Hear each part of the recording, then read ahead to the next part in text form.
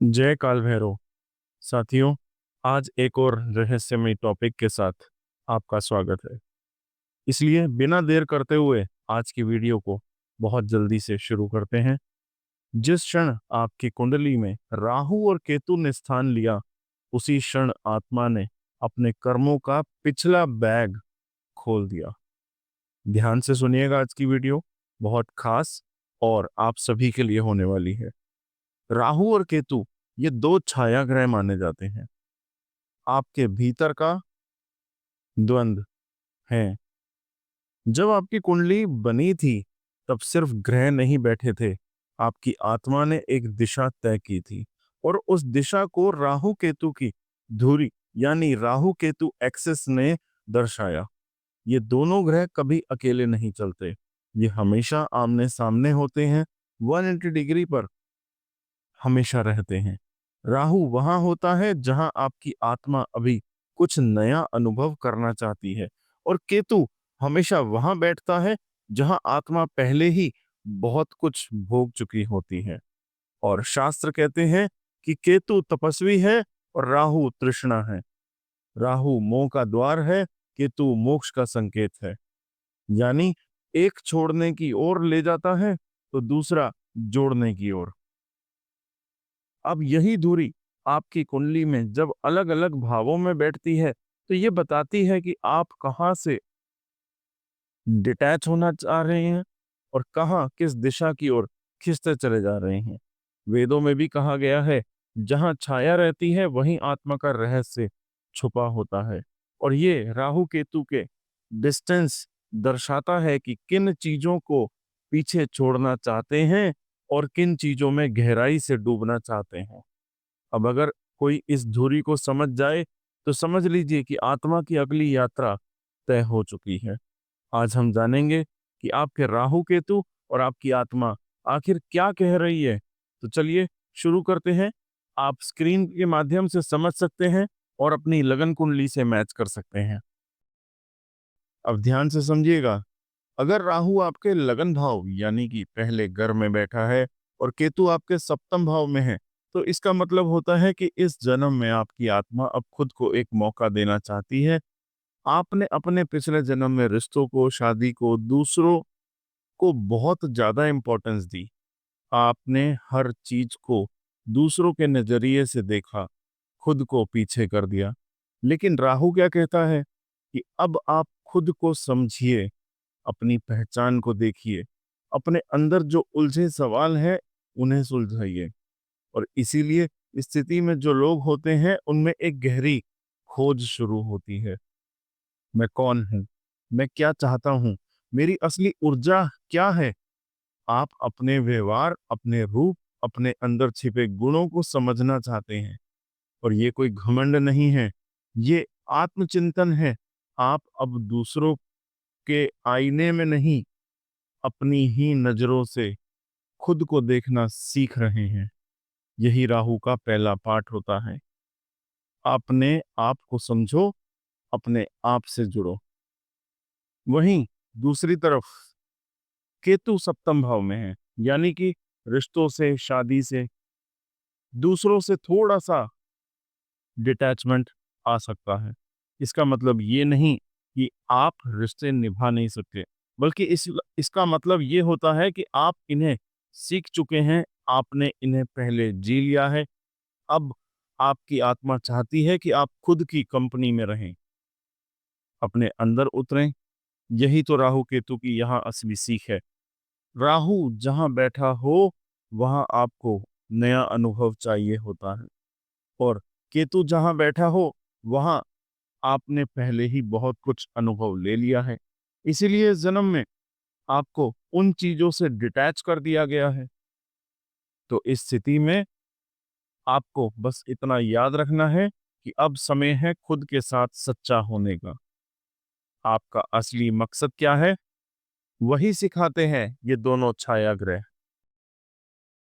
अब देखिए, अगर राहु आपके दूसरे भाव में बैठा है और केतु अष्टम भाव में, तो सबसे पहले आपको ये समझना होगा कि ये स्थिति सीधा सीधा आपके परिवार, आपकी वाणी, आपकी परवरिश और आपकी आत्मसम्मान पर असर डालती हैं। राहु जब दूसरे घर में आता है तो आपकी चेतना बार-बार यही कहती है कि मुझे अपने परिवार को कुछ बनकर दिखाना है। मैं अपने नाम से जाना जाऊं, मेरी एक अलग आवाज हो। आप अपनी पर्सनैलिटी को, अपनी सोच को, अपने परिवार के बीच एक अलग पहचान देना चाहते हैं। और क्योंकि राहु यहाँ से क्या-क्या असर देगा, ध्यान से सुनिएगा। आप बार-बार स्वयं को, अपने विचारों को प्रूव करने लगेंगे। कई बार आपको लगेगा कि परिवार आपको नहीं समझता या आपने उन्हें जितना समझा उतना खुद को नहीं समझा। तो अब इस जीवन में राहु कहता है, अब खुद के लिए भी खड़े हो जाइए, खुद को भी आवाज दीजिए। और यही कारण है कि आप इस जन्म में एक इंडिपेंडेंट सोच लेकर आते हैं, जो कि जरूरी भी है। अब जरा केतु को यहाँ से समझते हैं कि अष्टम भाव में बैठा केतु यानी आपके ससुराल में, आपके शेयर्ड रिसोर्सेज में और डीप सीक्रेट से जुड़ी हुई चीजों में अब एक दूरी सी आ जाती है, डिटैचमेंट जिसे कहते हैं। पिछले जन्म में आपने अपने अष्टम भाव के मामलों को बहुत ज्यादा जी लिया, चाहे वो इंटेंस इमोशनल एक्सपीरियंसेस हो या स्पिरिचुअल तपस्या हो या किसी प्रकार की सीक्रेसी या फिर गुप्त विद्याएं हैं। अब केतु वहां कहता है कि अब इस जीवन में आपको वहां से सीखना है, लेकिन अटकना नहीं है। इसीलिए कई बार सास ससुर के साथ रिश्ते थोड़े जटिल हो सकते हैं या आपके मन में उनके लिए बहुत इन्वॉल्वमेंट नहीं रहता। लेकिन इसका मतलब ये नहीं कि आप भाग रहे हैं। इसका मतलब है कि आप अब जीवन के दूसरे पक्ष यानी अपने बोलने के तरीके, अपने विचार, अपने संस्कारों और अपनी पहचान पर ध्यान देना चाहते हैं। ये राहु केतु की जोड़ी आपको यही सिखाती है, जिस जगह आप बार बार फंसे हैं वहां से थोड़ा हटिए और जहां आपने खुद को दबाया है वहां अब खुद को जगह दीजिए। यही आपकी ग्रोथ का रास्ता है। राहु तीसरे घर में हो और केतु नवम भाव में, तो सबसे पहले बात आप ध्यान से समझिए।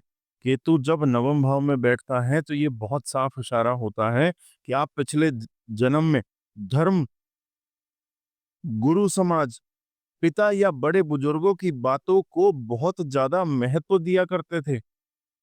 इतना ज्यादा कि कई बार आपने अपने मन की नहीं सुनी। आपने सोच लिया था कि समाज क्या कहेगा, परिवार को क्या अच्छा लगेगा, गुरु नाराज तो नहीं हो जाएंगे। और इसी में आपने अपनी बहुत सी इच्छाएं रोकी।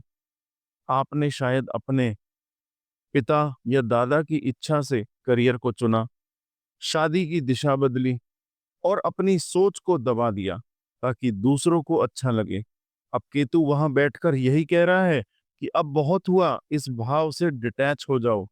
यानी अब आप धर्म, सामाजिक धारणाओं से उतने इमोशनली जुड़ाव नहीं रखते क्योंकि आत्मा वहां से थक चुकी है। अब आप वही बात बार बार सुनना नहीं चाहते जो आपने पिछले जन्म में हर रोज सुनी थी। इसीलिए ये भी हो सकता है कि केतु नवम भाव में है। आपकी साधनाएं, आपकी पूजा पाठ, आपके नित्य कर्म अधूरे रह गए थे पिछले जन्म में, जिनको पूरा करने का योग और संयोग आपको बनाना पड़ेगा। अब राहु की बात करते हैं। देखिए तीसरे भाव में राहु कहता है कि अपनी बात रखो, अपने विचारों को बाहर लाओ। अब अपने कम्युनिकेशन में, अपनी हिम्मत में, अपनी क्रिएटिविटी में विश्वास रखो। इसीलिए इस स्थिति में आपके अंदर एक जबरदस्त अर्ज होती है कि आप इंडिपेंडेंटली सोचें, बोलें, डिसीजन लें। अपने समाज के हिसाब से बहुत जी लिया, अब आप अपने हिसाब से जीना चाहते हैं। और इस जन्म में आप खुद पर खर्च करना चाहते हैं, खुद को निखारना चाहते हैं। और हो सकता है कि कुछ लोग इसे ईगो समझें, लेकिन असल में ये आपकी आत्मा की हीलिंग है। राहु यहाँ पर कहता है कि आप अपनी शक्ति को मत दबाइए, जो बोलना है वो खुलकर बोलो, अपनी पहचान को बनाओ। और यही तो राहु केतु की असली सीख है। जिस रास्ते को आपने छोड़ दिया था, अब वही रास्ता आपको जीना है। राहु आपका चौथे भाव में बैठा है और केतु दशम भाव में। तो सबसे पहले तो आपको ये समझना होगा कि आपकी आत्मा परिवार, घर, माँ और अपने अंदर के सुख की ओर खिंचती चली जाती है। पिछले कई जन्मों में आपने दशम भाव यानी बाहरी दुनिया, करियर, समाज और काम के क्षेत्र में बहुत गहराई से जिया। आपने काम में बहुत कुछ पाया भी और उस क्षेत्र से आपकी आत्मा थोड़ी थक चुकी है। केतु यहाँ कहता है कि इन सब से थोड़ा हटो। अब आपको अपने अंदर देखना है कि आपने जड़ों से जुड़ना है। और वही राहु चौथे भाव में कहता है कि अब अपने घर परिवार, अपने दिल के सच्चे सुख को महसूस करो।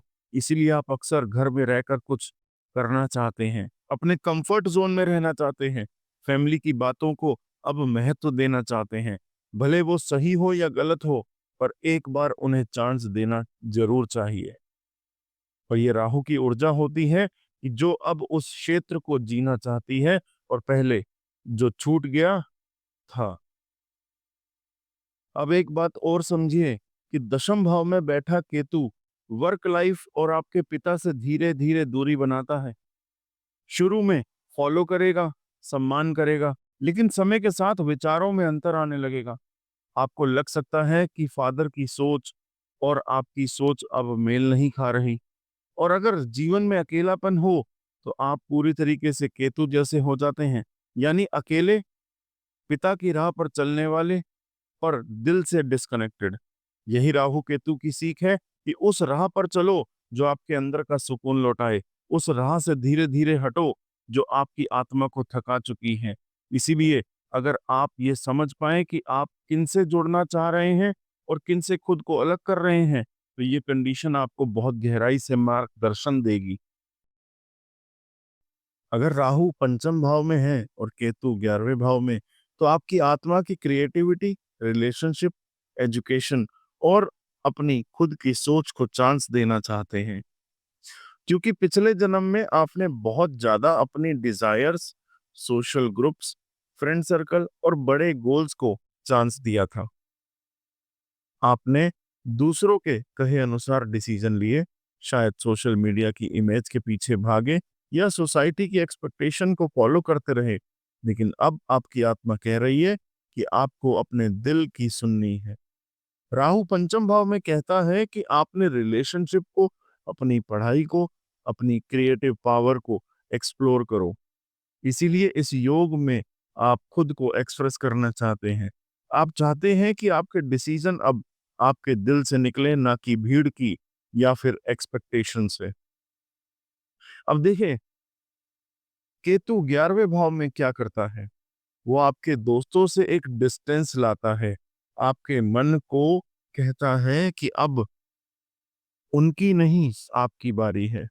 पहले आपने अपने फ्रेंड्स को बहुत चांस दिया होगा, शायद उनके कहने पर ही करियर या लाइफ के बड़े फैसले लिए होंगे। लेकिन अब केतु कहता है, अपने ब्रेन को यूज करो, अपने रिलेशनशिप को वैल्यू दो और खुद की दुनिया बनाओ।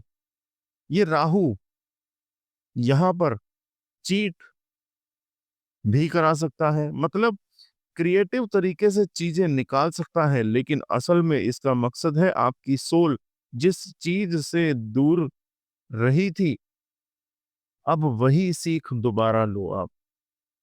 इसीलिए अगर आप अपने पिछले जन्म में पढ़ाई अधूरी छोड़ी थी आपने, या प्यार को कभी सीरियसली नहीं लिया था, तो इस जन्म में आपका मन वहीं लौटेगा। और अगर आपने अपने इमोशंस को दोबारा दूसरे के लिए डिसीजंस लिए थे, तो अब राहु कहेगा कि सिर्फ आप अपने लिए सोचें और जो अंदर छुपा है उसे बाहर निकालें। राहु छठे भाव में और केतु 12वें भाव में, इसका सीधा सा मतलब है कि अब इस जन्म में आपको संघर्षों से जुड़ना है। आपको जिम्मेदारियों से भागना नहीं है, बल्कि उनसे लड़ना है। क्योंकि पिछले जन्म में आपने बहुत कुछ छोड़ दिया था, दुनिया, जिम्मेदारियां, रिश्ते और खुद को भी। वहां से एक डिटैचमेंट आया। आपने शायद अपने जीवन में किसी को घुसने ही नहीं दिया। अब राहु क्या कहता है कि आपको इन चीजों से डरना नहीं है, अब तुम्हें इन्हें अपनाना है। राहु जब भी छठे भाव में होता है तो वो कहता है कि दुनिया से मत भागो, लोगों से मत भागो, दुश्मनों को फेस करो, रिश्तों में रहो, जिम्मेदार बनो। ये राहु कहता है। अब आपको बंधनों को चांस देना है, चाहे वो नौकरी का बंधन हो, शादी का हो या किसी कर्ज का ही क्यों ना हो। कड़वा है लेकिन सच है। और केतु 12वें भाव में बैठा हुआ हो तो पिछले जन्म में आपने अपने बहुत से बार अकेले रहना चुना था।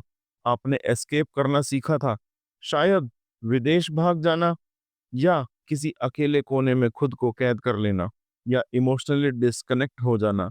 लेकिन अब केतु कहता है कि जीवन में उतर कर कुछ लड़ाइयां लड़ो, कुछ जिम्मेदारियां लो, किसी के लिए कुछ करो।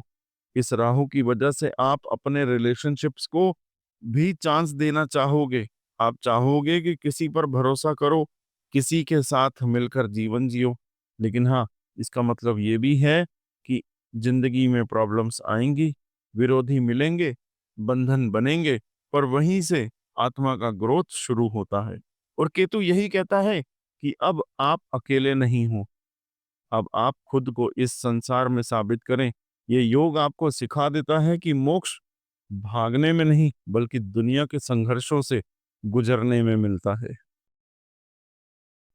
अब केतु अगर आपका पहले भाव में है, यानी कि लगन में, तो इस जीवन में आपने स्वयं से दूरी बनाई। बचपन से लेकर जवानी तक कई बार ऐसा लगेगा कि आप खुद को ठीक से समझ ही नहीं पाए। जैसे कोई ब्लैकनेस हो, एक खालीपन हो। एक खालीपन यूं ही नहीं आता, बल्कि पिछले जन्मों के अनुभवों से इस जन्म में दिया जाता है। केतु के पास पुरानी आत्मा, बहुत सारा संचित कर्म, और जब ये लगन में बैठता है तो आपके व्यक्तित्व को गहराई में डुबो देता है। आपको शुरुआत में ट्रॉमा, टॉक्सिसिटी, अस्थिरता का सामना करना पड़ सकता है।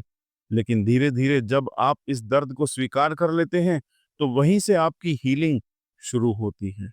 आप खुद हीलर बन सकते हो, काउंसलर बन सकते हो, या कोई ऐसा व्यक्ति जो औरों की परेशानियों को सुनता और सुलझाता है। बस इसीलिए क्योंकि आपने खुद को उस स्थिति के अंदर झेला है। अब जब केतु फर्स्ट हाउस में होगा तो राहु ऑटोमेटिकली सप्तम भाव में आएगा। तो जीवन का फोकस पार्टनरशिप, दूसरों के साथ से जुड़ाव, शादी, संबंध और सहयोग पर चला जाता है। आप चाहते हो कि कोई हो जो आपको समझे, आपके साथ चले। लेकिन अजीब बात यह है कि राहु की वजह से जिसको आप चुनते हो वो आपके लिए कंफ्यूजन लेकर आता है, क्योंकि राहु नया है, रहस्यमयी है, और वो आकर्षित करता है और स्थायित्व नहीं देता। आप दूसरों को बहुत आसानी से महत्व दे देते हो, अपनी पहचान खो बैठते हो।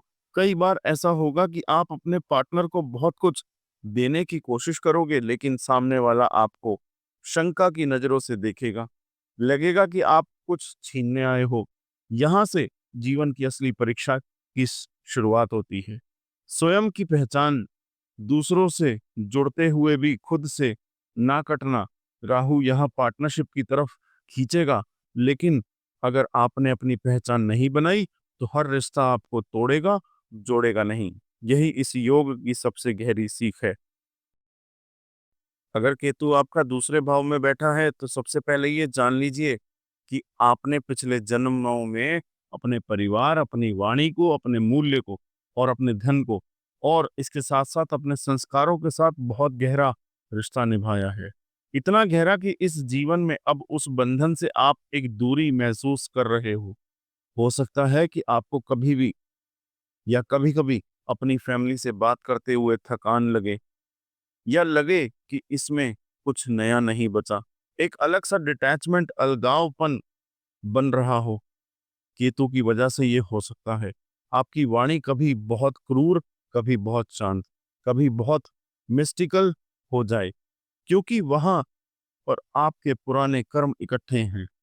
वहीं राहु जब अष्टम भाव में बैठता है तो इस जीवन में आप गहराई, रहस्य, ससुराल और गुण ज्ञान और ट्रांसफॉर्मेशन की तरफ आकर्षित होते हैं। आपको ऐसा लगता है कि आपकी ग्रोथ वहीं से निकलेगी जहां सब कुछ छुपा हुआ है, यानी आपके जीवन के रहस्य मनोविज्ञान, गुप्त धन या रिलेशनशिप की गहराइयां। अब अगर राहु की तरफ जाना चाहते हैं या जाना भी चाहिए, तो आपको एक बस बात समझनी होगी कि अष्टम भाव का राहु कभी स्थिर नहीं होता। अचानक घटनाएं होंगी, अचानक ट्रस्ट टूटेगा, अचानक रिश्तों में गहराइयां और फिर गायब भी हो सकते हैं। आप जुड़ना तो चाहेंगे, खासकर अपने लाइफ पार्टनर के परिवार से, लेकिन कई बार वहां से धोखा, कंफ्यूजन और डिस्टरबेंस भी मिल सकता है। लेकिन फिर भी राहु यहां आपको ट्रांसफॉर्म करेगा। अगर आपने अपने डर के बजाय भरोसे को चुना, अगर आपने रिस्क लेने की हिम्मत रखी, तो ये राहु आपको जबरदस्त पर्सनल ग्रोथ देगा। दूसरी तरफ अगर आप वापस केतु की ओर लौटते हो, तो आप खुद को सिर्फ फैमिली तक सीमित कर लोगे। एक लिमिट में जीवन जियोगे जिसमें ट्रस्ट और गहराई नहीं होगी, केवल ड्यूटी होगी। तो फैसला आपका है कि पुराने कर्मों के कंफर्ट जोन में रहना है या नए अनुभवों की आग में तप कर खुद को नया बनाना है। केतु तीसरे भाव में हो, राहु नवम भाव में हो, तो ये जीवन एक बहुत ही अलग गहरा ट्रांजिशनल एक्सपीरियंस लेकर आता है। देखिए, केतु जहां होता है वहां आपके जन्म जन्म के संचित कर्म जमा होते हैं। यानी अपने थर्ड हाउस के सारे सब्जेक्ट्स, कम्युनिकेशन, आपके छोटे भाई बहन, रिलेशनशिप, ट्रैवल, विल पावर को पहले ही एक्सपीरियंस कर लिया। अब आपको वहां से थोड़ा डिटैचमेंट महसूस होगा। आप चाहकर भी अपने भाई बहनों के साथ पुराने जैसा बॉन्ड नहीं बना पाएंगे या बातों में उतना इंटरेस्ट नहीं ले पाएंगे। थर्ड हाउस से अलग होते ही आप अपनी सोच में इंडिपेंडेंट हो जाते हो। कई बार ये इंडिपेंडेंस आपको औरों से अलग भी कर सकती है। केतु अकेलापन देना चाहता है आपको। वो कहता है कि आप अपने दम पर जीजिए, और कुछ लोगों को ये ठीक भी लगता है क्योंकि वो पहले ही थर्ड हाउस का काफी अनुभव ले चुके होते हैं। और जहां राहु होता है, वहीं आपकी इस जन्म की सीख होती है। जहां राहु बैठा है नवम भाव में, मतलब आप अपने गुरुओं की तरफ जाना है आपको, ज्ञान की तरफ, धर्म की तरफ, ट्रैवल की तरफ और मोरल या एथिकल सिस्टम की तरफ। आप चाहोगे कि कोई हो जो आपको रास्ता दिखाए, कोई गुरु, कोई मेंटोर, कोई एक्सपर्ट।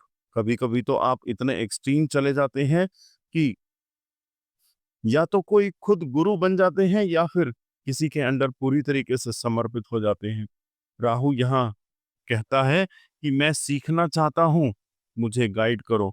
और यही अगर सही तरीके से चांस दिया जाए, तो यही नवम भाव का राहु आपको पब्लिक स्पीकिंग, टीचिंग, मोटिवेशन और यहाँ तक कि रिलीजियन या फिलॉसफी में भी फेम दे सकता है।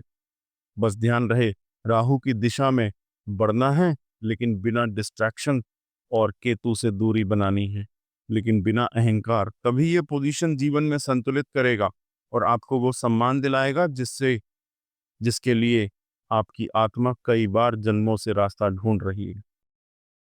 जी हाँ, ध्यान से सुनिएगा, ये आपके लिए ही है। केतु चौथे भाव में हो और राहु 10वें भाव में, तो जीवन की दिशा बहुत सी साफ साफ दिखाई देगी। अंदर से हटना है और बाहर की दुनिया से जुड़ना है।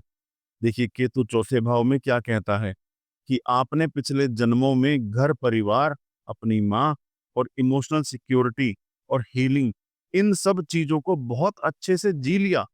हो सकता है कि आपने घर के अंदर रहकर बहुत से लोगों से और बहुत से लोगों को शांति भी दी हो।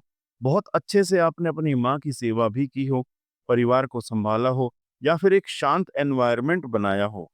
और इस जन्म में अब आप इन सब चीजों से धीरे धीरे डिटैच होते चले जाएंगे। अब आपका मन कहता है कि घर की चार दीवारी बहुत देख ली, अब कुछ नया ट्राई करते हैं। और वही राहु बैठा है 10वें भाव में, तो आपको दुनिया की तरफ खींच रहा है। राहु कह रहा है कि बाहर निकलो, काम करो, खुद को दिखाओ, अपनी पहचान बनाओ। 10वां भाव है कर्म का, करियर, पब्लिक इमेज, आपके पिता का, बॉस का, और इन सब की तरफ आप खिंचते चले जाते हैं।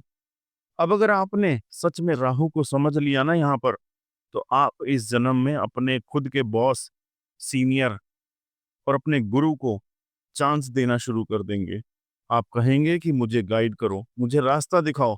लेकिन अगर केतु के मोड़ पर चले गए तो फिर आप अपने ही घर में रह जाओगे, शांत स्वभाव में, सबकी मदद करते हुए, लेकिन दुनिया की नजरों से कहीं छिपे हुए। इसीलिए आपको ये डिसाइड करना होगा अब जल्दी से जल्दी कि क्या वो घर के अंदर की शांति चाहिए या बाहर की दुनिया में पहचान चाहिए। राहु यहाँ कहता है कि घर में बहुत कर लिया, अब बाहर चलो, टीम लीड करो, मैनेजमेंट की बात सुनो। और अगर आपने ऐसा कर लिया तो यही राहु आपको पब्लिक इमेज, करियर, नाम आपका और फेम सब कुछ दे सकता है। बस एक ही शर्त है, डरना नहीं है और केतु के पुराने बंधनों को धीरे धीरे छोड़ते जाना है, बाहर निकलना है और सब कुछ आपको मिलेगा। केतु पंचम भाव में और राहु 11वें भाव में। तो ये जीवन का वो मोड़ है जहां दिल के रास्ते से हटकर दुनिया की जरूरतों की ओर जाना होता है। देखिए, केतु पंचम भाव में क्या कहता है, ध्यान से सुनिएगा कि आपके पिछले जन्म के कई जन्मों में रिलेशनशिप, एजुकेशन, क्रिएटिविटी, इन सब चीजों को बहुत गहराई से जिया है। और हो सकता है कि आपने प्रेम में बहुत कुछ खोया हो, बहुत कुछ पाया हो, लेकिन अब उस इमोशनल फील्ड से दूर होना चाहते हैं। आप सोचते हो कि बहुत कर लिया, अब नहीं चाहिए ये सब। और तभी आपकी आत्मा खुद ही कहती है कि अपनी भावनाओं से ऊपर उठो, अब कुछ और देखो।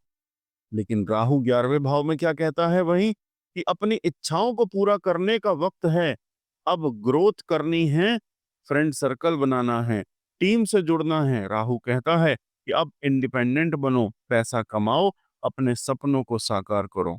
तो अगर आप इन इस जन्म में भी उसी पंचम भाव की भावनाओं में उलझे रहे तो फिर आप केतु के मोड़ में ही जिएंगे, अकेले, किताबों में या इमोशंस में फंसे हुए। लेकिन अगर आप राहु की तरफ बढ़े तो आप कहेंगे कि मुझे अकेले नहीं, टीम के साथ आगे बढ़ना है।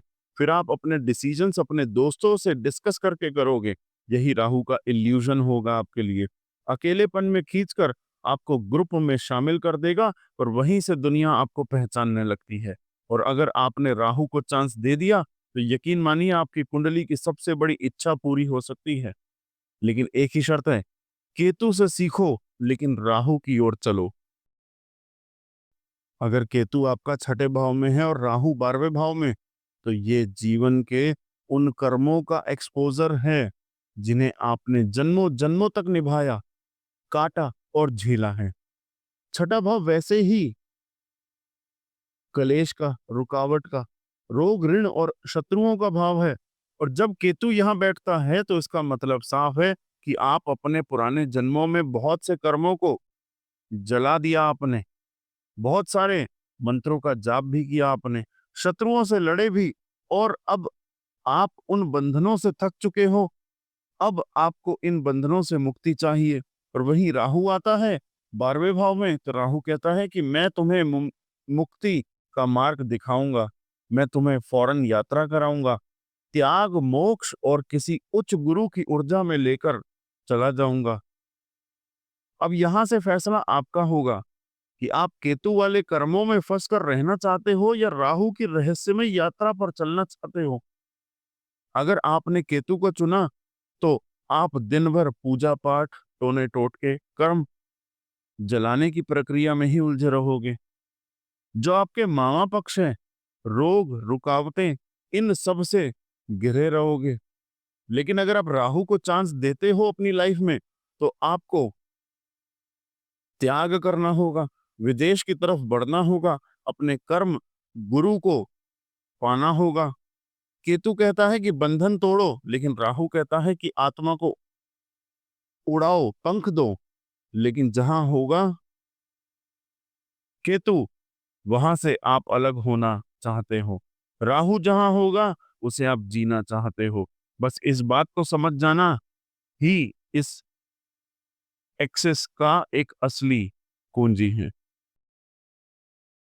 तो अब आप समझ गए होंगे कि राहु और केतु की ये अक्ष रेखा असल में आपकी आत्मा की यात्रा का रास्ता है। ये 2 ग्रह हैं, दिखाते हैं कि पिछले जन्म में आपने क्या सीखा और इस जन्म में क्या सीखना है। जहाँ राहु बैठा होगा, वहाँ आप इस जन्म में ध्यान देना चाहिए। जहाँ केतु बैठा होगा, वहाँ से आपको धीरे-धीरे डिटैचमेंट होना चाहिए। यही तो है आत्मा की असली पढ़ाई, खुद को जानना, अपने जीवन को समझना। अब अगर ये बातें आपको कुछ नया सोचने पर मजबूर कर रही हैं, तो इस ज्ञान को सिर्फ अपने तक मत रखिएगा, इसे आगे भी बांटिएगा। लाइक, शेयर और सब्सक्राइब करना इसीलिए ज़रूरी है क्योंकि ये एक प्रयास है, आत्मा को जगाने का एक परिवार है, जो ज्ञान से जुड़ना चाहता है। आपका जीवन सुखमय हो, सार्थक हो, यही मेरी दिल से शुभकामनाएँ हैं। धन्यवाद। जय काल भैरव।